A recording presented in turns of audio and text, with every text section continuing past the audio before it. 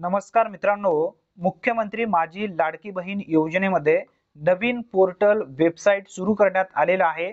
या पोर्टल आणि वेबसाईटच्या माध्यमातून आपल्याला घरी बसल्या मोबाईलच्या माध्यमातून पीसी असेल, कॉम्प्युटर असेल यावरून आपल्याला एकदम सुलभ आणि अचूकरित्या अर्ज कशा पद्धतीने करता येणार आहे याबद्दलची पूर्ण प्रोसेस आपण या व्हिडिओच्या माध्यमातून समजून घेणार आहोत.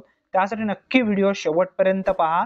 तत्पूर्वी चॅनलवरती पहिल्यांदाच आला असाल तर चॅनलला सबस्क्राईब करून बेल नोटिफिकेशनला क्लिक करून ठेवा, म्हणजे सर्व तुम्हाला व्यवस्थितरित्या नवीन जे काही अपडेट येतील ते अपडेट तुम्हाला समजत जातील. आता बघा, मुख्यमंत्री माझी लाडकी बहीण योजनेसाठी जो नवीन प्रोसेस आहे, अर्ज करण्याची जी काही प्रक्रिया आहे ती प्रक्रिया आपण या ठिकाणी समजून घेण्याचा प्रयत्न करणार आहोत. नवीन जो पोर्टल सुरू करण्यात आलेला आहे, पोर्टलवरून आपल्याला अर्ज कशा पद्धतीने करता येणार आहे. आता बघा, या ठिकाणी पोर्टलवरून अर्ज करण्यापूर्वी तुम्हाला सर्वप्रथम एक जी काही प्रोफाईल आहे ती प्रोफाईल तयार करावी लागते. आता ती प्रोफाईल कशा पद्धतीने तयार करावी लागते याबद्दलची माहिती जाणून घेऊया. त्यानंतर प्रत्यक्षात तुम्हाला ही प्रोफाईल कशा पद्धतीने तयार होईल याबद्दलची सुद्धा माहिती मी या ठिकाणी देणार आहे.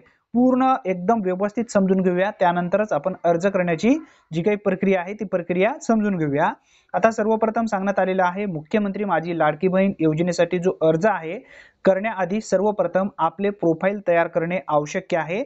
यासाठी अर्जदारांचे अर्ज भरून घेणाऱ्यांनी स्वतःचे आधार कार्ड प्रमाणे नाव, स्वतःचा मोबाईल नंबर नोंदवा असा सुद्धा या ठिकाणी स्पष्टपणे देण्यात आलेला आहे उल्लेख.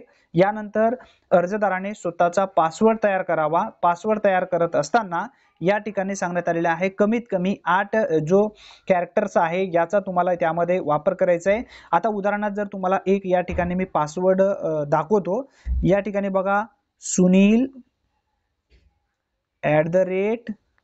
@123 अशा पद्धतीने एक डेमो आहे, एक्झाम्पल साठी मी तुम्हाला दिलेला आहे. अशा पद्धतीने तुमच्या स्वतःच्या नावाने तुम्ही पासवर्ड तयार करू शकता. तुमच्या मनावरती जो पासवर्ड तुम्हाला तयार करायचा आहे तो पासवर्ड तयार करायचा आहे. आता तो पासवर्ड कोणत्या ठिकाणी तुम्हाला तयार करायचा आहे याबद्दलची सुद्धा माहिती आपण पुढे जाणून घेऊया. त्यासाठी नक्की व्हिडिओ शेवटपर्यंत पहा, म्हणजे तुम्हाला सर्व समजून येणार आहे. आता त्यानंतर स्वतःचा जिल्हा, तालुका, गाव निवडायचं आहे. त्यानंतर तुमची जी ग्रामपंचायत आहे ती ग्रामपंचायत सुद्धा सिलेक्ट करायची आहे. अर्जदारांचे प्राधिकृत प्रकार निवडायचा आहे. आता यामध्ये सामान्य महिला असेल, त्यानंतर तुम्ही सीआरपी असेल, अंगणवाडी सेविका असेल, भरपूर असे ऑप्शन ग्रामसेवक या ठिकाणी देण्यात आले आहेत. त्यामधून एक तुम्हाला सिलेक्ट करायचं आहे. त्यानंतर यापुढे अटी शर्ती मान्य करून हे खाली जो कॅप्चा आहे तो कॅप्चा नमूद करायचा आहे. आता तो कॅप्चा नमूद कशा पद्धतीने करायचा आहे आणि प्रत्यक्षात आपल्याला जी प्रोफाईल आहे ती प्रोफाईल कशा पद्धतीने तयार करायची आहे याबद्दलची माहिती या ठिकाणी जाणून घेऊया. सर्वप्रथम गुगलमध्ये लाडकी बहीण .महाराष्ट्र.gov.in या नावाने सर्च करायचं आहे. व्हिडिओच्या डिस्क्रिप्शन बॉक्समध्ये मी लिंक देईन, त्या लिंकवरती क्लिक केल्यानंतर डायरेक्ट तुम्ही या पेजवरती येऊन जाल.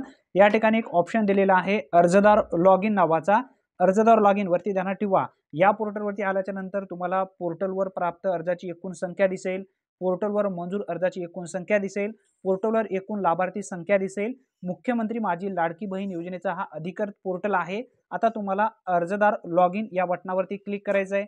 या बटनावरती क्लिक केल्यानंतर बघा, एक प्रोफाईल तुम्हाला इथं सर्वप्रथम तयार करायची आहे. आता प्रोफाईल तयार झाल्याच्या नंतर तुमचा मोबाईल नंबर आणि पासवर्ड इथं टाकायचा आहे. आता तो मोबाईल नंबर आणि पासवर्ड कुठून तुम्हाला तयार करायचा आहे हे ध्यानात ठेवा. मोबाईल नंबर तर तुमचा असणारच आहे, परंतु तुम्हाला इथं अकाउंट नवीन तयार करणं आवश्यक आहे. सर्वप्रथम क्रिएट अकाउंट नावाचा एक ऑप्शन या ठिकाणी दर्शवला जात आहे. यावरती तुम्हाला क्लिक करायचं आहे. यावरती क्लिक केल्यानंतर बघा, तुमच्या समोर हा पेज ओपन झालेला दिसेल. आधार कार्ड प्रमाणे त्या महिलांचे पूर्ण नाव टाकायचं आहे इंग्लिशमध्ये, मोबाईल नंबर टाकायचा आहे आणि पासवर्ड इथं तुम्हाला क्रिएट करायचा आहे. पासवर्ड कशा पद्धतीने तयार करावा याबद्दलची माहिती आपण घेतलेली आहे. आणि कन्फर्म एकदा तुम्हाला पासवर्ड त्या ठिकाणी टाकायचा आहे, जिल्हा निवडायचा आहे, तालुका निवडायचा आहे, तुमचं गाव निवडायचं आहे आणि त्यानंतर तुमची ग्रामपंचायत सिलेक्ट करायची आहे आणि शेवटी आहे प्रकार. आता यामध्ये तुम्हाला सामान्य महिला असेल, ग्रामसेवक असेल, अंगणवाडी वर्कर असेल, त्यालाही तुम्ही इथे सिलेक्ट करू शकता. जी भाषा पाहिजे ती भाषा सुद्धा तुम्हाला सिलेक्ट करता येईल. टर्म आणि कंडिशन यावरती क्लिक करायचं आहे आणि एक्सपेक्ट यावरती क्लिक करायचं आहे. बघा, रिजेक्टला क्लिक करू नका. आता तुमचा या ठिकाणी जो काही प्रोफाईल आहे तो तयार झालेला आहे. जो पासवर्ड तुम्ही या ठिकाणी तयार केला होता तो पासवर्ड आणि मोबाईल नंबर तुम्हाला या ठिकाणी टाकायचा आहे. सर्वप्रथम मोबाईल नंबर टाका, पासवर्ड टाका आणि खाली जो कॅप्चा आहे या ठिकाणी जे नंबर दिलेले आहेत ते नंबर तुम्हाला कॅप्चा इंटर या ठिकाणी टाकायचा आहे. इंटर कॅप्चा यावरती टाकून लॉग इन या बटनावरती क्लिक करायचं। आता आपण प्रोफाईल तयार करून घेतलेली आहे। जी प्रोफाईल तयार करून घेतलेली आहे ती कशा पद्धतीने आहे प्रोफाईल समजून घेतलेली आहे। आता आपण प्रत्यक्षात अर्ज करण्यासाठी सुरुवात करणार आहोत। अर्ज करण्यासाठी सुरुवात करण्यापूर्वी तुम्हाला या ठिकाणी सर्वप्रथम तुमचा जो आधार कार्ड आहे किंवा ज्या महिलांच्या नावाने तुम्हाला अर्ज करायचा आहे त्या महिलांचा आधार कार्ड इथे टाकायचा आहे। आधार कार्ड नंबर टाकल्यानंतर सेंड OTP या बटनावरती क्लिक करायचं आहे। या बटनावरती क्लिक केल्यानंतर तुम्हाला या ठिकाणी जो आधारला मोबाईल नंबर लिंक आहे त्यावरती एक OTP येणार आहे। तो OTP तुम्हाला या ठिकाणी जो 6 अंकी OTP आहे तो 6 अंकी OTP या ठिकाणी टाकायचा आहे। हे बघा स्पष्टपणे या ठिकाणी लिहिण्यात आलेला आहे। अर्जदारांचे आधार क्रमांक नोंदवल्यानंतर मोबाईल क्रमांक आलेला OTP येथे नोंदवावा। कृपया नोंद घ्यावी। आधार क्रमांक अवैध असल्यास व्यवस्थित जो आधार आहे तो आधार तुम्हाला व्यवस्थित टाकणं आवश्यक आहे। पुरुष लाभार्थ्याचा असल्यास अर्ज प्रक्रिया पुढे जाणार नाही। ज्यांचे आधार महिलांचे असतील तरच हे अर्ज पुढे जाणार आहे। जर पुरुषाचा असेल तर अर्ज इथं पुढे जाणार नाही असा सुद्धा उल्लेख करण्यात आलेला आहे। आता बघा आपण आता ते अर्ज आधार क्रमांक टाकलेला आहे। आधार क्रमांक टाकल्याच्या नंतर थोडंसं आपण आता समोर सरकूया। आता यामध्ये जी माहिती देण्यात आलेली आहे ती समजून घेऊया।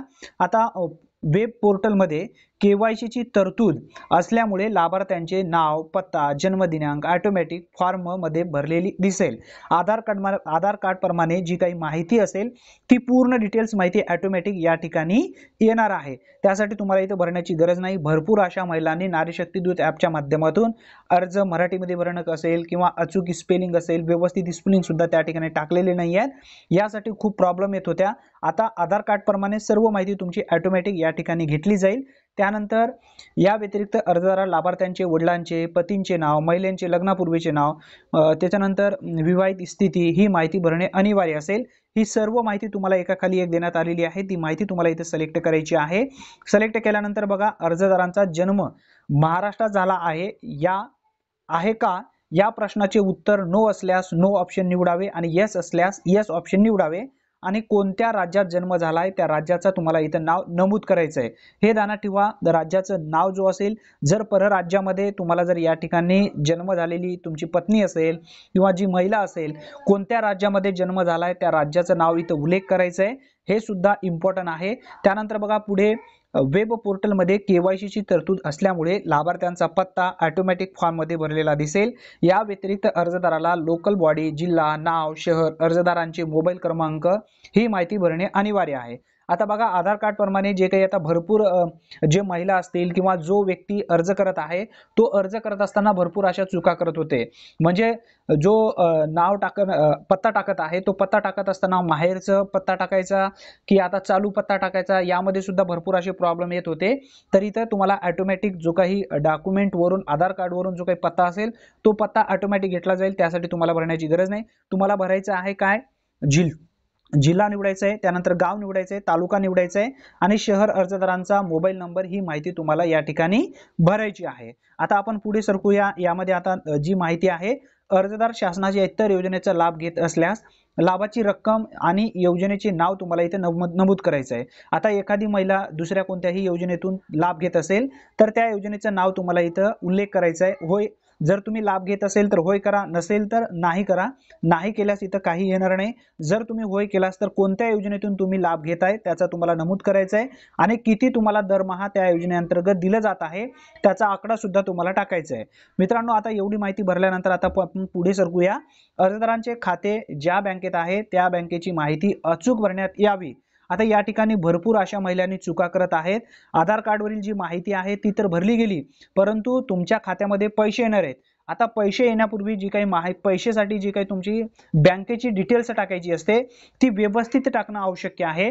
आता यामध्ये अर्जदारांचा बँक खात्याशी जोडलेले आहे का याबाबतची माहिती भरण्यात यावी। आता आधार कार्डला लिंक असणं आवश्यक आहे। हे पॉईंट ध्यानात ठेवा। तुमचे बँक खाते आहे परंतु त्या बँक खात्याला आधार कार्ड लिंक आहे का, कारण हे डीबीटी अंतर्गत पैसे येणार आहेत। त्यासाठी सर्व अचूकरित्या तुम्हाला इथं बँकेचा तपशील देणं आवश्यक आहे। आता बँकेच्या तपशीलमध्ये सर्वप्रथम जो महिला असेल ज्या ठिकाणी किंवा ज्या बँकेत तुमचं खातं आहे त्या बँकेचं नाव तुम्हाला सर्वप्रथम टाकायचं आहे। त्यानंतर बँक खातेधारकाचे नाव जे असेल ते तुम्हाला इथं भरायचं आहे। त्यानंतर तुमचे बँक खाते क्रमांक तुम्हाला टाकायचे आहे या ठिकाणी। त्यानंतर बँक खाते क्रमांक पुष्टी करा म्हणजे तुम्हाला बँक खाते क्रमांक इथं परत टाकायचा आहे. नारी शक्ती दूत ऍप मध्ये फक्त एकदाच टाकायचं होतं, या ठिकाणी दोनदा टाकायचं आहे. आणि तुमचा जो IFSC कोड जो आहे तो IFSC कोड त्या बँकेच्या पासबुक वरती तुम्हाला मिळेल. तो IFSC कोड तुम्हाला इथं या ठिकाणी टाकायचा आहे. आणि आधार तुमचा लिंक आहे का त्या बँकेला, इथं असेल तर होय करा, नसेल तर नाही करायचं आहे तुम्हाला या ठिकाणी. आता बघा, आता त्यानंतर आता शेवटचा मुद्दा या ठिकाणी तुमच्या समोर येतो, तो म्हणजे कोणता असणार आहे, डॉक्युमेंट अपलोड करणे. आता डॉक्युमेंट अपलोड करत असताना भरपूर अशा महिलांनी किंवा जो व्यक्ती अर्ज करत आहे तो भरपूर अशा चुका अपलोड करत असताना होत आहेत. कारण तुम्हाला रेशन कार्डची जी काही प्रत आहे ती रेशन कार्डची दोन्ही साईडची तुम्हाला प्रत या ठिकाणी अपलोड करायची आहे, मागची आणि पुढची. आता या ठिकाणी पहिला नाव असेल, पहिला पेज, आणि शेवटचा जो पेज असेल नाव असलेला तो उल्लेख तुम्हाला करायचा आहे. आता दोन्ही फाईल तुम्हाला मर्ज करायचे आहेत. दोन कागदपत्रे एकत्र कसे करायचे आहेत याबद्दलची माहिती सुद्धा आपल्या चॅनलवरती व्हिडिओच्या माध्यमातून देण्यात आलेली आहे, अवघ्या सोप्या पद्धतीने. त्या पद्धतीने सर्वप्रथम डॉक्युमेंट्स तुम्ही इथं बनवून घ्या, आणि या व्हिडिओच्या एंडमध्ये तो व्हिडिओ लावेन, त्यावरती क्लिक करून तुम्ही पाहू शकता. आता बघा, सर्व डॉक्युमेंट्स व्यवस्थित तुम्हाला भरायचे आहेत. आता डॉक्युमेंट मध्ये जी माहिती देण्यात आलेली आहे ती माहिती या ठिकाणी समजून घेऊया आपण. महिलेचा जन्म परराज्यात झाला असल्यास आणि महाराष्ट्र राज्यातील रहिवाशीशी लग्न झालेले असल्यास नवऱ्याचे रहिवाशी पुरावे तुम्हाला जोडायचे आहेत. म्हणजे तुम्हाला आता परराज्यातून तुमचं या ठिकाणी महाराष्ट्रामध्ये लग्न झालेलं आहे. आता अशा व्यक्तींना काय करायचं आहे, अशा महिलेनी जो व्यक्तीशी लग्न झालेलं आहे, ज्या व्यक्तीशी तुमचं लग्न झालेलं आहे त्या व्यक्तीचे डॉक्युमेंट्स तुम्हाला रहिवाशीच्या पुराव्यासाठी अपलोड करायचे आहेत. म्हणजे तुमचं रेशन कार्ड या ठिकाणी तुम्ही जोडू शकता, रेशन कार्ड जोडू शकता, त्यानंतर मतदान कार्ड तुम्ही जोडू शकता, त्यानंतर पतीचा जो काही जन्म दाखला असेल तो जन्म दाखला तुम्ही जोडू शकता. आता त्यानंतर बघा, पुढचं रेशन कार्डाचा पहिला व शेवटचा फोटो अपलोड करावा असा उल्लेख सुद्धा यामध्ये देण्यात आलेला आहे. आताच आपण यापूर्वी माहिती घेतली, महिलेचा जन्म परराज्यात झाला असल्यास नवऱ्याचे पुरावे तुम्हाला जोडायचे आहेत. जर रेशन कार्डामध्ये तुमचं नाव नसेल तर तुमच्या पतीचं नाव जर त्या ठिकाणी रेशन कार्डामध्ये असेल तर तुमच्या पतीचं या ठिकाणी उल्लेख तुम्ही करू शकता. त्यानंतर अर्जदारांचे हमीपत्र अर्जदाराने डाउनलोड करून त्यावर स्वाक्षरी करून अपलोड करायचे आहेत. आता बघा, अनेक महिलांकडे हमीपत्र नाही आहे. आता तो हमीपत्र तुम्हाला काय करायचं आहे, कोणत्या बी झेरॉक्स सेंटरवरती गेल्याच्या नंतर माझी लाडकी बहीण योजनेचा तुम्हाला हमीपत्र द्या म्हणून त्या ठिकाणी जर सांगितला तर तुम्हाला तो हमीपत्र मिळेल. त्या हमीपत्रावरती तुम्हाला सर्व काही टिक आहे ते टिक मार्क करायचे आहेत. टिक मार्क कशा पद्धतीने करायचे आहेत याबद्दलची सुद्धा माहिती आपल्या चॅनलवरती ऑलरेडी देण्यात आलेली आहे. हमीपत्र व्यवस्थित अचूकरित्या भरायचं आहे. हमीपत्रावर पूर्ण डिटेल्स, नाव टाकायचं आहे, स्थळ टाकायचं आहे, दिनांक टाकायचा आहे, त्यानंतर सहीन करायची आहे. सहीन करून तुम्हाला त्या ठिकाणी अपलोड तुम्हाला हमीपत्र करायचं आहे. बघा, या ठिकाणी हमीपत्राचा उल्लेख करण्यात आलेला आहे. त्यानंतर बघा, पुढे रेशन कार्ड वगैरे जे असेल ते रेशन कार्ड वगैरे इथे जोडायचे आहेत. त्यानंतर यामध्ये बँक पासबुक तुम्हाला अपलोड करायचं आहे. त्यानंतर अर्जदारांचा फोटो तुम्ही लाईव्ह घेऊ शकता किंवा गॅलरी मधून तुम्ही फोटो काढून सुद्धा निवडू शकता. हे सर्व तुम्हाला व्यवस्थित भरायचे आहेत. हे व्यवस्थित या ठिकाणी जर तुमच्याकडे बँक पासबुक, आता भरपूर अशा महिलांकडे बँकचं पासबुक नाही आहे, मग अशा वेळी काय करावं सुचत नाही आहे, अकाउंट नंबर वगैरे असते, मग अशा महिलांनी बँकेचा जो काही पासबुक आहे तो अपलोड करण्याची गरज नाही. कारण डीबीटी अंतर्गत हे पैसे येत असल्यामुळे शक्यतो तुम्हाला अपलोड करण्याची गरज नाही बँकेचं पासबुक. आता बघा, या ठिकाणी सांगण्यात आलेलं आहे, अर्जदाराने हमीपत्र या ऑप्शनच्या बाजूला असलेल्या डाउनलोड येथे क्लिक करून हमीपत्र डाउनलोड करू शकता. जर तुमच्याकडे हमीपत्र नसेल तर डाउनलोडचा ऑप्शन या ठिकाणी देण्यात आलेले बघा, या ठिकाणी रेड मध्ये तो जो यावरती तुम्हाला क्लिक करायचा आहे, तुमच्या मोबाईलमध्ये तो हमीपत्र डाउनलोड होईल. कोणत्याही तुम्ही कम्प्युटरवरती जाऊन त्याची प्रिंट काढून घेऊ शकता आणि तुम्ही तो हमीपत्र डाउनलोड करू शकता. आता सर्व तुम्ही या ठिकाणी हमीपत्र डाउनलोड केलाय आणि हमीपत्रावरील जी माहिती आहे ती माहिती कशा पद्धतीने भरायची आहे याबद्दलची ऑलरेडी माहिती आपल्या चॅनलवरती देण्यात आलेली आहे. असा असेल तो हमीपत्र या ठिकाणी पहा, सर्व टिक मार्क व्यवस्थित करायचे आहे, सहीन वगैरे करायची आहे. सहीन वगैरे झाल्याच्या नंतर बघा, आता तुम्हाला इथे टर्म आणि कंडिशन देण्यात आलेली आहेत. अर्जदारांचे हमीपत्र डाउनलोड येथे क्लिक करून हमीपत्र डाउनलोड करून त्यावर स्वाक्षरी असे ऑनलाईन हमीपत्र या ठिकाणी स्वीकारावे.